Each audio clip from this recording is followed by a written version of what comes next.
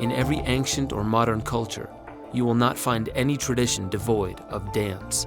All shamanic and religious origins utilize dance for meaningful and ceremonial purposes, ushering the one dancing to another plane of consciousness. Dance is, in our culture, we say chikonkitzli, we say moving energy. This is different.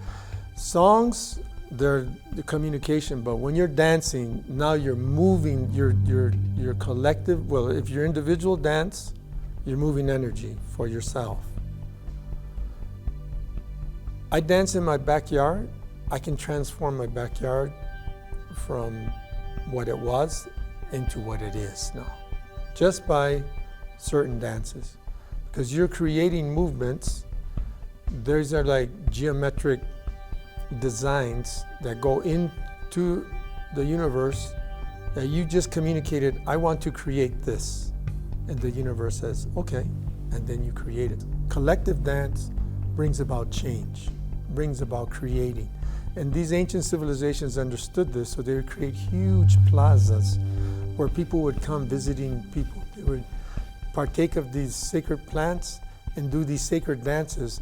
The whirling dervishes in the Sufic traditions, created by the 13th century poet Rumi, would twirl or spin in circles for extended periods of time.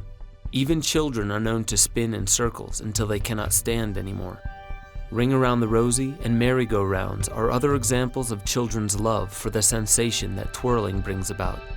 In the film Dance and Human History, we are shown that each of the earliest and untouched traditions around the world include dance styles that correlate with the types of tools they use for daily labor, such as linear one-dimensional dance where wooden tools were used, twisting or two-dimensional when metallurgy was prominent, and even three-dimensional dances in areas near waterways.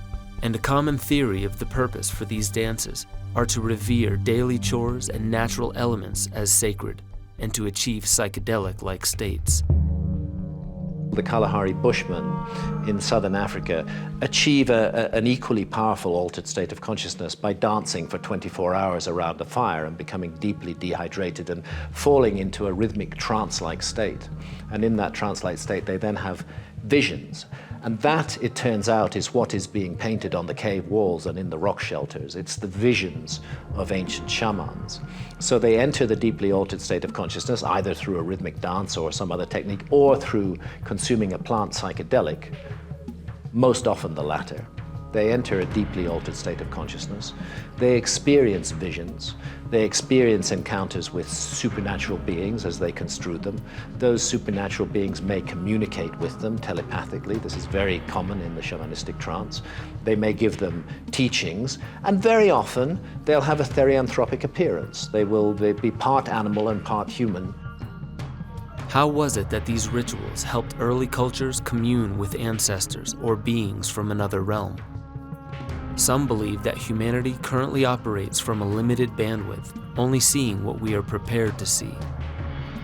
These dances, rhythmic drumming, and psychedelic plants all have one major component in common. They deactivate the communication between regions of the brain that hold us in our behavioral patterns.